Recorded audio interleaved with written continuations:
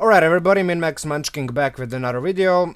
First and foremost, as I usually do, shout out to my Patreon patrons, so Mike, Matthew, Ewing, Larry Hocken, BardlyManHardlyTrying, Rogor, SuburbanHell, Frank Fan, Jared Henderson, Kaleron, Albert Kwak, Aidan Harth, Darth Xín, Gary Course, Matthew Collins, Brad Oldham, Joel C Alcazar, Zachary Bradley, Rich Million, Jeremy Helton, your boy Bredwin, your boy Fox, Bryan Moten, Sean, Cory Williams, Chris Pell, Mannozzi Stefano, Adekoya, Zeb McCubbin, Nathan James, Spiffy, PrimalBassBoost, Shykes, Trevor Green, Matthew Barone, Gaston, Ramirez, Jordan Smith-Basset, Tyler, Charles, Heliostorm, Lloyd, and Lord Gazda.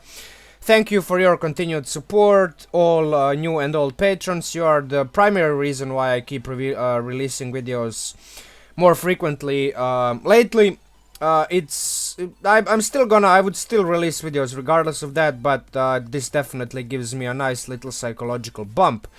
If you are interested in supporting my channel in any way, shape or form, other than, you know, liking, commenting, sharing and subscribing to my channel ultimately, there's always an option to chuck a buck my way.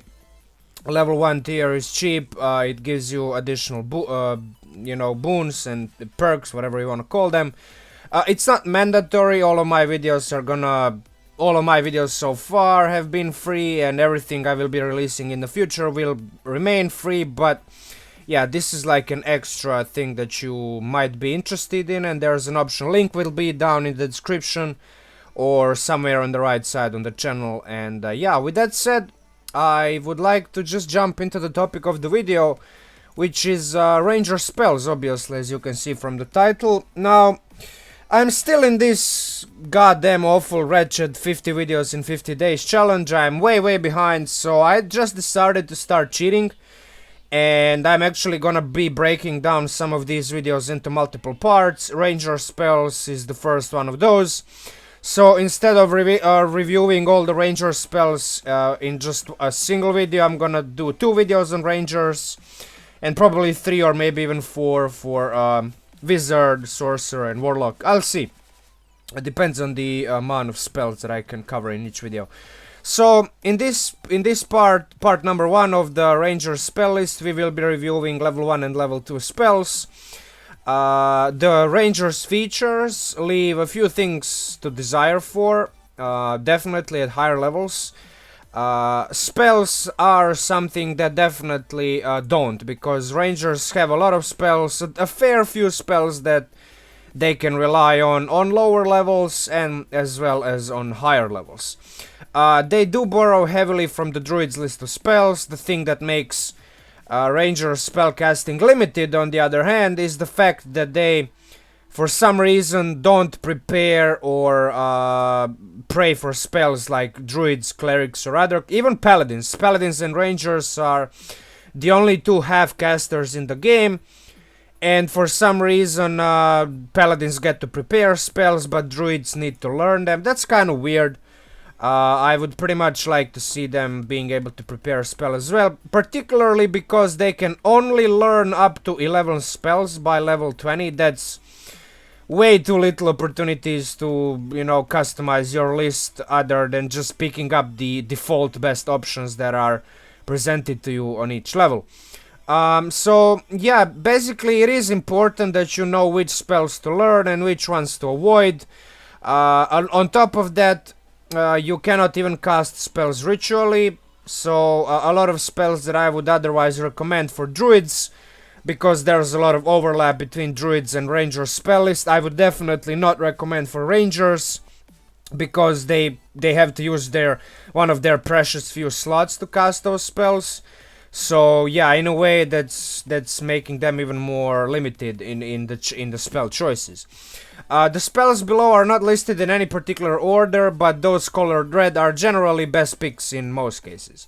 So let's begin. We have, first and foremost, right at the top of the list, we have the Absorb Elements, which is one of the best protective defensive spells in the game. It's part of every ranger's list, it's part of a lot of spellcasters' lists, as you can see. It's not as useful early on because, well, definitely you might not even be dealing with these types of damages, but at higher levels it becomes quite more prominent, with monsters, traps and other hazards dealing all sorts of elemental damage. In that regard, I would if I ever play Ranger again, I will never ever make a Ranger without this spell, especially for higher levels. And even on lower levels, you will be in situations where you get subjected to a lot of fire damage, cold damage, even lightning, whatever. So, yeah, this definitely helps increase your survivability. That's, I mean, you don't want your character to die, right? So, yeah, you want to live. Hunter's Mark is the signature Ranger spell. That will be... You will be relying on it, if like it or not. It's what makes Rangers competitive with a lot of other martial classes in the game. To some extent, right? It increases your damage per round, it makes it more consistent.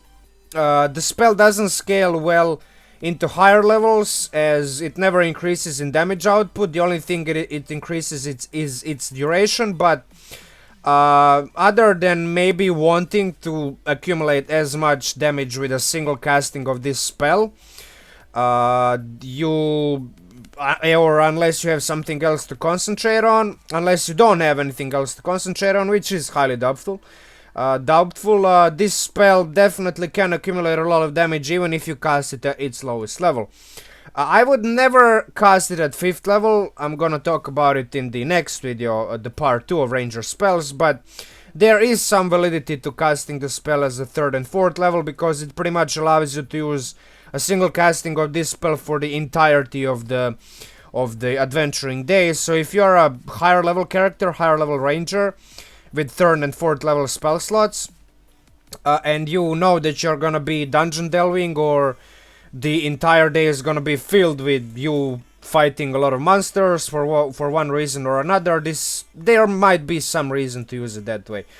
I don't think why would you ever want to concentrate on it for 24 hours. I don't see the point, to be honest. But then again, there might be games out there which are highly unconventional, and in that regard, Hunter's Mark might even be valid as a 5th level spell. I just personally never played in any of the sessions or campaigns that would make such high casting of a level 1 spell valid. The option is there though, so be mindful of it. Ensnaring Strike is often overlooked, and in favor of Hunter's Mark, obviously. Both of these spells require concentration, but it is definitely underrated, because people often go for damage. Well, I am guilty of such a sin myself. If you give me an option, okay, can I do more damage, or can I potentially restrain a creature and then like help all of my other allies deal even more damage, I would probably go with the Hunter's Mark. But Ensnaring Strike is definitely, the more I play the game, the more I value these types of spells. If you do manage to get the enemy restrained, which, as you can see, restrained condition is quite potent, you can severely diminish its capacity to move and attack, while helping everybody else in your party at the same time attack the creature with advantage and all the other things, right? It even has disadvantage on dex saving throws, so all of those juicy fireballs and lightning bolts and all other spells that rely on dex saving throws are gonna be that much more powerful. On top of that, the good old creature must use the action, you know, and make the ability check to free itself on a success. The more I play the game, the more I like these types of spells that not only they do give the option for the enemy to get out of the restrained condition, but the enemy doesn't simply wait for the end of its turn. It has to actively spend its action. And then on top of that, it's not even an additional saving throw. At first it is a saving throw, but then it's a strength check. And strength checks usually, well, I'm not sure if there's any monster in the game or even player who's proficient in raw ability checks. So this is just gonna be a straight modifier from its strength, directly from its strength score. And it's gonna have even less of a bonus on that, so yeah, I definitely recommend you at least consider this spell, because especially at higher levels, when spending one 1st level slot is not gonna be even if you fail, even if the creature doesn't get restrained, spending a 1st level slot at higher levels is not gonna be that much of an expenditure. At lower levels, you are pretty much better off with Hunter's Mark, I'm not gonna lie. But yeah, Ensnaring Strike, definitely, it's very powerful. Like, I can see this snowballing the encounter like it's quite swingy. Once the creature gets restrained, all of the attack rolls against it are made at advantage. So all of those paladins and barbarians and everything instantly get more powerful just by you casting this spell. And yeah, this is a ranger only spell, so technically it's a bard spell as well, as I like to often point out, but it is a ranger exclusive. So yeah, I would definitely at least consider taking this spell, because I really like, I think that you are not gonna be sorry about it in the grand scheme of things.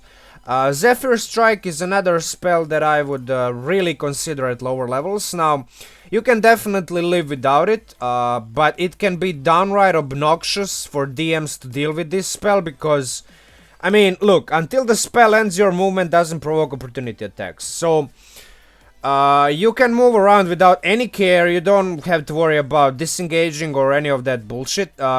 Sure, at some point you might lose concentration, but as long as this spell lasts, you can move around enemies without provoking opportunity attacks, which is particularly beneficial if you rely on ranged weapons to attack, which, let's be honest, most rangers do rely on ranged weapons, you know, to attack. It's inherently less dangerous, less lethal to use a bow and arrow instead of just like melee weapon, even though melee characters do exist. Obviously for the reason that while you are within 5 feet of the enemy, you have disadvantage on ranged weapon attacks. That's like the core 5th edition rule. Yeah, so I really think it's powerful in that regard. And also something that I kind of forgot to mention in this little brief description is, once you get away from the enemy, in most cases, some of your more melee oriented party member is gonna get in front, and then he is gonna or she's gonna start hitting that enemy with melee weapons. So now that you got away from the enemy is less likely to go for you. I mean, it has targets in front, right?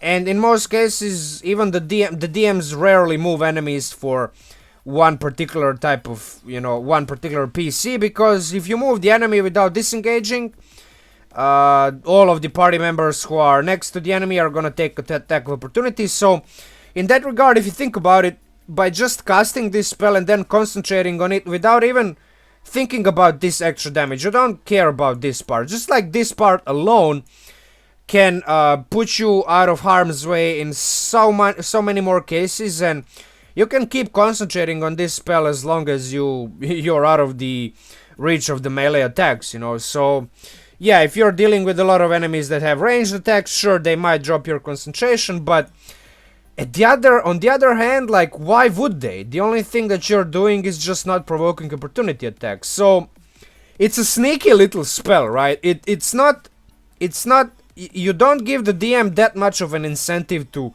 go specifically for you to drop your concentration, but then on the other hand, it does provide a significant benefit for you, and then on top of that, you have the option of, once per the duration of the spell, you can increase your damage by a bit. It's a force damage, one of the least resisted immune types of damage in the game, and increase your movement speed. And as I usually say, mobility is largely is an aspect, a component of the game which is underrated to some extent. You know, not a lot of people value increased mobility, and the more I play, the more I value it. You know, just being able to catch up with the enemy or get away from the enemy, so that the enemy can't even reach you, you know, and then you can just like keep shooting arrows.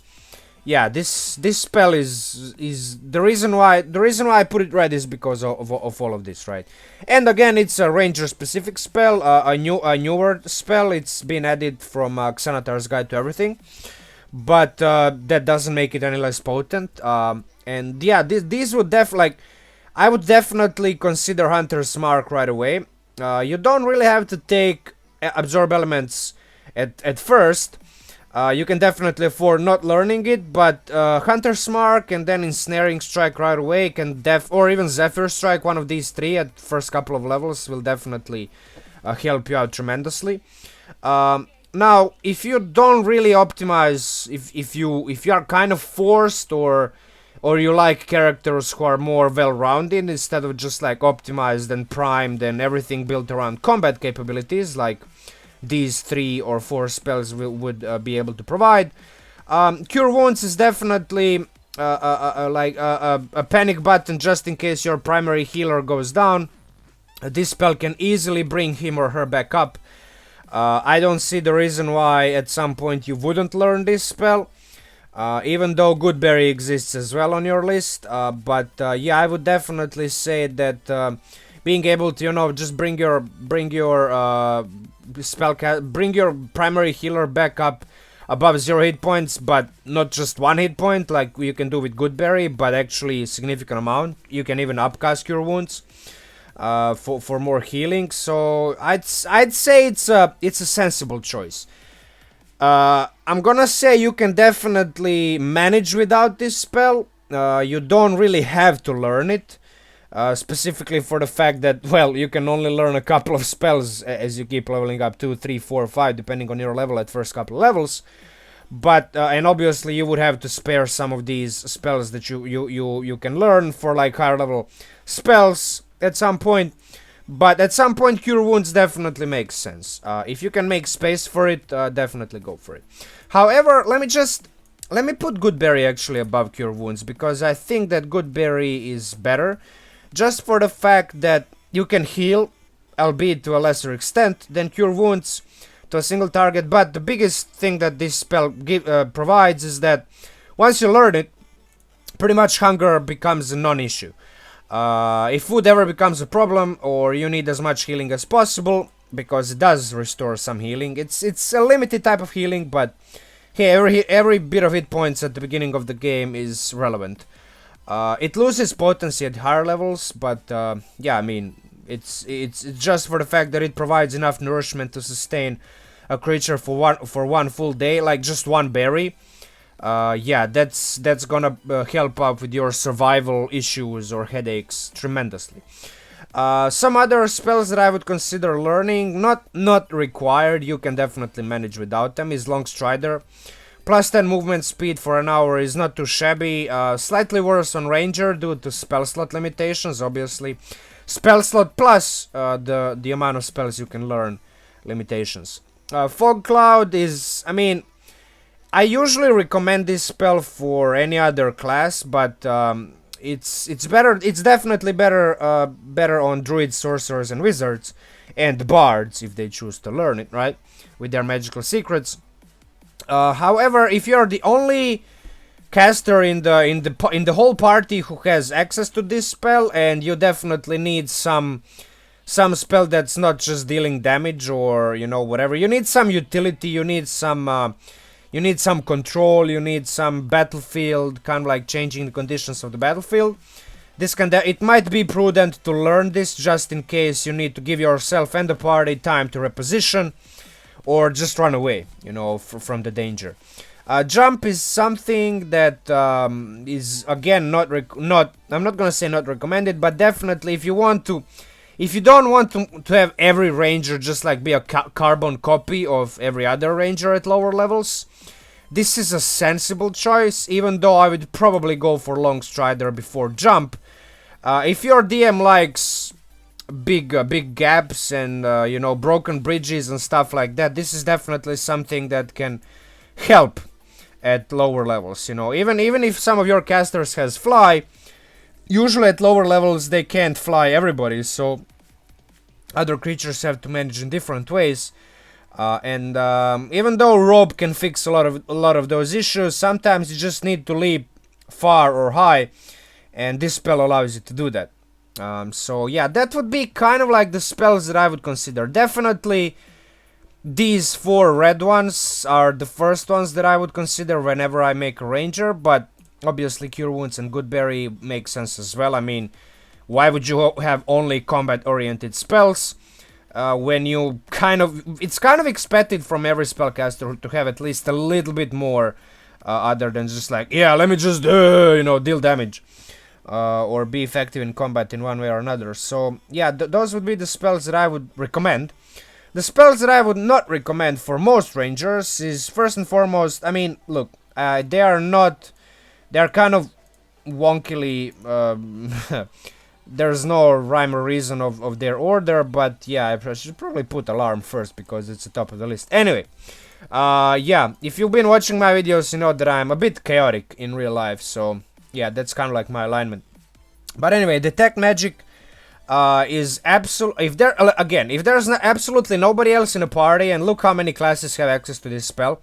So if there's absolutely no other spellcaster, and soon Artificer is gonna become a thing, which will probably everybody is gonna be playing because it's gonna become official. So it's gonna be even more classes in the game that can cast this spell.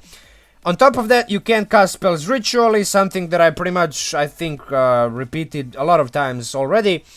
Unless you're the only one who has access to this spell, yeah, sure, learn it, but otherwise, just leave it to one of these other casters, you know, there's no reason for you to have it. Hail of Thorns is... Okay, so this spell offers nothing but a very small AoE damage.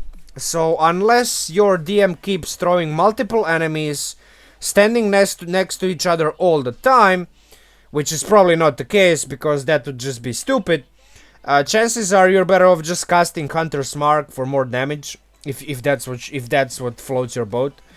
There might be situations where this is useful, definitely, because of the AoE, but it's so situational, and Hunter's Mark is better in 9 out of 10 times, so why would you ever bother? Like, one of the precious few spells that you can learn, wasting that on Hail of Thorns, I don't see myself ever doing this. However, there might be a slight validity in casting this spell, upcasting this spell, because it is a bonus action. However, Rangers get a fair few options at higher level spells anyway, so there's very little reason to ever even consider this spell. Alarm, again, as I kind of mentioned, is the effect of the spell is quite useful when long resting out in the wild, but you know, where all sorts of dangers lurk. But not being able to cast it ritually, again, less spell slots that you have at your disposal, and the limit to how many spells you can learn makes it mostly a bad deal for most Rangers, because for for Artificers and Wizards, that would be like they just cast it as a ritual, but for you have to waste a slot, so in most cases that's not really something you want to do it, even before you go to bed.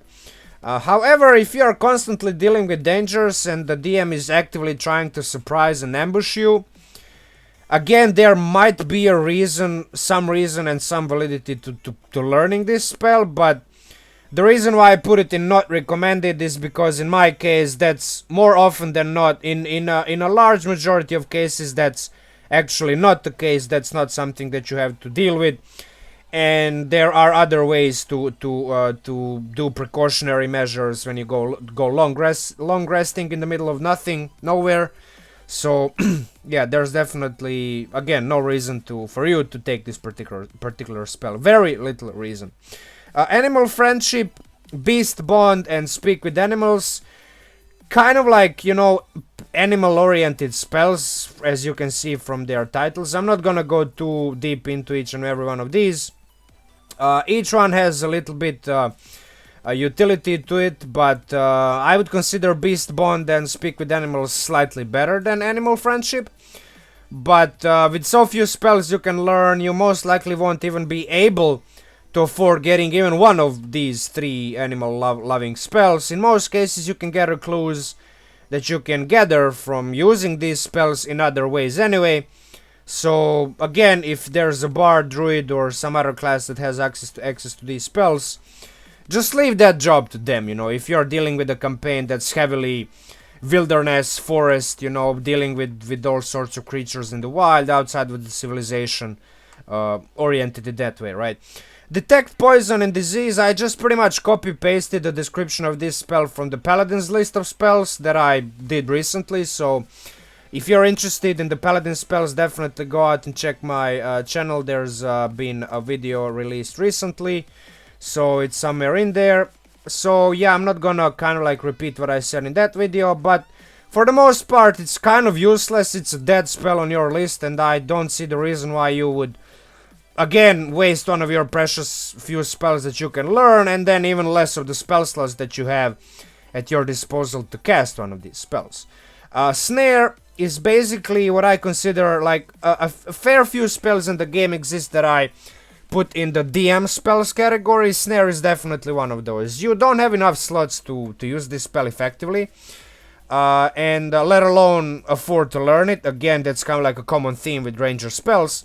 So if you're starving and if you're thinking, okay, this spell might actually help me get some meat so that I can feed myself, I mean, in terms of utility, just use Goodberry, because Goodberry does provide enough nourishment for the entire adventuring day.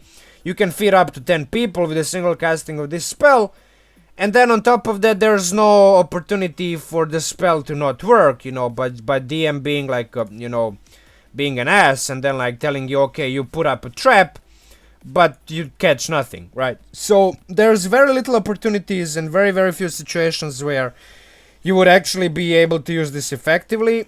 And if you are in the middle of the combat and you have to deal with the enemy, even if you can get a surprise, if you can get an ambush, it's 9 out of 10 times it's better to just use Ensnaring Strike if you want to get the creature restrained, because again, this is one of those like very, very common spells in 5th edition Dungeons and Dragons that just gives a creature a free saving throw at the end of each of its turns. You have to go through all of these hoops to just like set it up. So why even bother with this spell when you can just Ensnaring Strike to do the same thing? And if you want to catch somebody, you know, whatever, there's other ways to do it. So yeah, again, there's very little utility to this spell. I don't see myself ever thinking about this spell, needing this spell, or even learning and then ever using it. So yeah, definitely, that's just, I'm speaking from experience. It might be a slightly subjective opinion, but I've seen other rangers as well. I've actually never seen this spell cast, so yeah, there's a reason why nobody ever tried to do it. So because it's not the best option out there. In terms of level 2 spells, the first and the thing that you need to have, I mean, look, even though I said unless there's a druid in a party that always has this spell prepared, I think even then there's a very good reason why you just like might want to have this spell learned, you know. It can save you and your party a lot of headache and unnecessary confrontations, as well as severely increase odds of successful surprise setups and all other shenanigans that you can do sneaking around instead of being loud and obnoxious for everybody to see you, and then maybe they try to ambush you and surprise you in combat, or maybe even like get to trap you, you know, knock you out, enslave you in one way or another, whatever. So yeah, I definitely see Pass Without Trace quite useful, and very, very many situations come up where this spell is just like godsend. And if you're the only person in the party, if you're the only PC in the party that has access to this spell, meaning if there's no bard or druid that's casting this spell, definitely learn it. You're not gonna be sorry, trust me. Healing Spirit is legitimately probably one of the top 3, if not the most broken spell in the game. Even the designers officially acknowledged that it could use some dialing down, because it's out of combat, the healing it can provide is just downright ridiculous. No other even higher level spell compares to this. The out of combat healing is situational, but if you're dealing with scary levels of damage across the entire party, if you're dealing with a session or a DM or just a campaign which is like a meat grinder, you're constantly very low on hit points. You get subjected, affected by all sorts of traps, monsters, all sorts of biohazards, terrain hazards which inflict damage to you in one way or another. This spell can legitimately cancel out a lot of those problems, because a single casting of this spell can quickly bring everybody back to full hit points if they just form the conga line, what's usually like an argument for this spell. And even if your DM nerfs the spell, it's in most cases this spell is still quite useful in combat, which is kind of like this spell. If you think about this spell, it was designed for combat, but there's nothing in this spell that prevents you from using it outside of the combat, and outside of the combat is where the real power of this spell lies, because everybody can just pass through the spirit, and then everybody gets 10d6 points of healing with just one casting of this spell. That's just, there's nothing else in the game that can do it that much, you know, to that extent. And then on top of that, let me not even start on upcasting this spell for like 2d6 per proc, so that's 20d6 to, that's just, it's crazy how much healing it can do. And definitely learn it if your DM doesn't nerf the spell, because it's probably the best spell on your list of spells, like best second level spell, regardless of what it can do. So yeah, I mean, you will definitely want to use this. Spike growth, not as good on rangers as it is on druids. You have less spell slots, you need to be higher level before you can learn this spell. Druids get this spell at level 3, rangers get it at level 5, and then there's no easy, convenient way for you to drag the enemy or just push the enemy around to inflict all of this nice extra 2d4 piercing damage. But if you have party members that can utilize some of its potential, for example, if you have a grapple barbarian or something of that sort, this is still a sensible choice. And definitely one of the best second level spells you have on your list, no lie about that. Now, silence is definitely more situational. It's one of the few ways you as a ranger have to deal with annoying spellcasters at lower levels.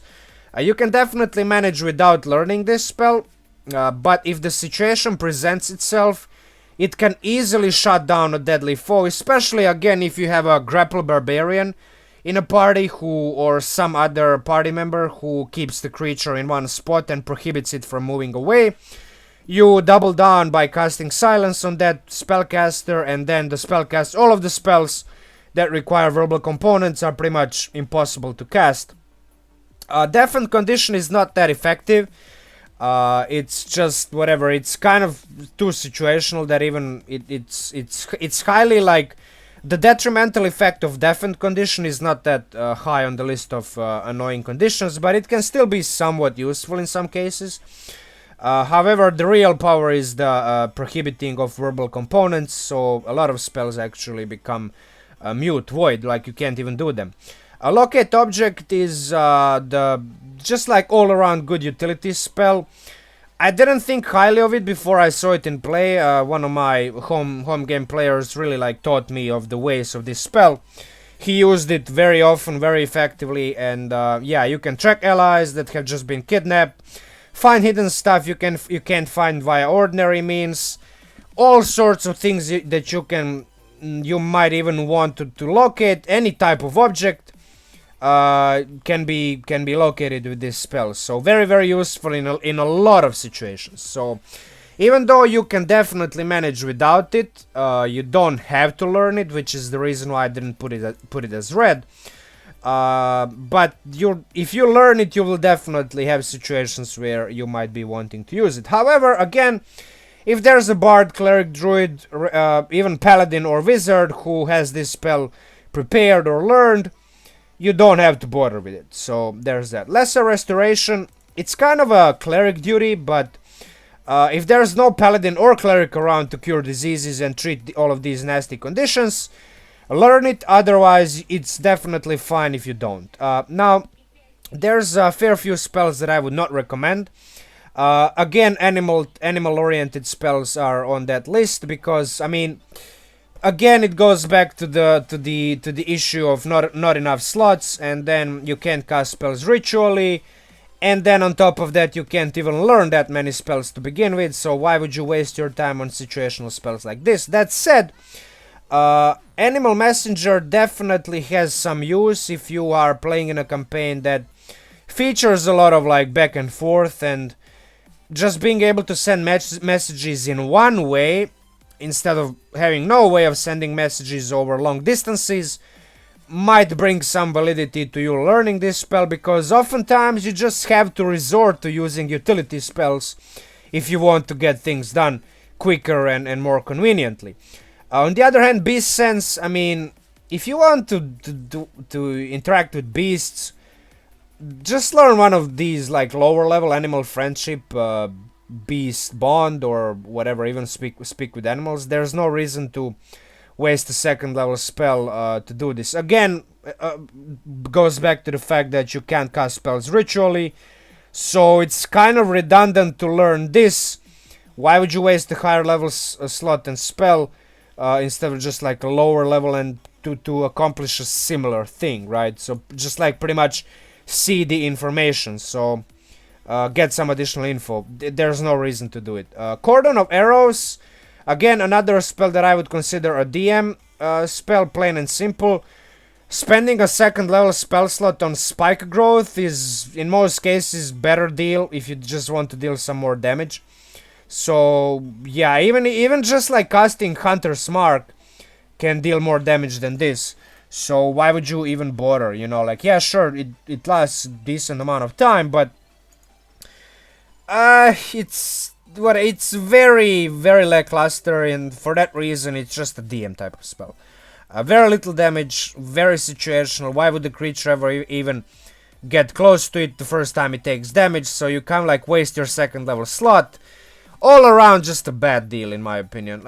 Not useless, not horrible, but definitely worse than other options you have at your disposal. Dark Vision, I mean, if you need Dark Vision, pick a race that gives it to you. Rangers again can only learn a fair few spells, and you have less spell slots to manage, so this is just a net loss, this spell, even though it's good, you know, I'm not gonna lie. If you need Dark Vision and you don't have it, you might be forced to use this spell, but if you are into optimizing your characters, into like making the most out of your characters, there's a lot of races in 5th edition Dungeons and Dragons that have Dark Vision given to you just by default by racial traits, so wasting a second level spell and a slot on this, that's just, yeah, that's not a good deal all around. Find Traps is, look, you cast this spell, it informs you of the presence of a trap, but you don't learn the location, you have no clue where it is or how to find it. It's literally a trap spell. Yes, the pun is fully intended. One of the worst spells in the game. I don't know why they even put it in the game. I think they just like somebody got high, smoked a lot of weed in Wizards of the Coast and just thought, oh yeah, let's fucking put this spell in the game. So people can actually, you know, think, okay, I learned this spell and then later on figure out, okay, this is a trash. So it's literally like a troll trap type of spell. Don't ever learn or prepare it. It's pure garbage. Locate animals or plants. I mean, look, it's okay. You might even, unless a campaign has you constantly searching for beasts or plants for some reason, I don't see why you would want to learn this spell over locate object, to be honest. I find it really hard to ever justify learning it, even though you might potentially benefit from casting it sometimes. It's highly situational and campaign dependent, so in most cases you're better off just like completely ignoring the existence of this spell. Goes back to the usual reasons: not being able to ritually cast, not enough spells that you can learn, and then not enough slots to cast all of these spells, right? Protection from poison, it's better on clerics and druids, and if you have a paladin in a party, he can just lay on hands to do the same thing that you can do with this spell, so in most cases you're good, because in most parties have at least one of these two classes in their composition, so you don't have to worry about the poison condition. Yeah, basically lesser restoration can kind of do the same thing, so you know, similar type of spells, so I don't think you would ever need to bother with it. It's kind of redundant, you know, there's a fair bit of overlap in that regard. And yeah, with that said, that would be my overview of the first 2 levels of spells for Ranger. I'm gonna have the second part of the spell overview done soon. I don't know, maybe it's gonna be tomorrow or on Monday, but definitely expect it in the next 2 days. I'm gonna be releasing more highlight footage in the next couple of days as well. I'm still trying to get to that 50 videos in 50 days. I'm probably gonna fail, but hey, if you are interested in how it all pans out, there's about 15 days I have left, more or less. I'm way behind, but if you're interested, definitely subscribe to my channel to keep track. Enable those notifications by clicking the bell button, right? Yeah, anyway, like, share, comment, all of those things that you do on other YouTube videos anyway. Do it on mine, it helps my channel tremendously. Because every bit of interaction with my videos helps grow the channel, tells the algorithm to consider recommending my videos to more and more people, and the most you can actually help is doing that. However, again, if you're interested in helping a little bit more, you know, contributing, giving a little bit more to this project, if you're interested in, if you like my videos, there is always an option to chuck a buck my way. It's not mandatory, but it's definitely there for you to consider. I do release all of these files that I use as kind of like pseudo scripts, quasi scripts in the videos on my Patreon page for your convenience to download. Again, it's not mandatory. All of the stuff that I talk about I release for free. But if you like the convenience and you find me and my channel worth the trouble, worth the time, and some of your hard-earned money and cash, yeah, chuck a buck my way. With that said, MinMax Munchking out, and talk to you soon.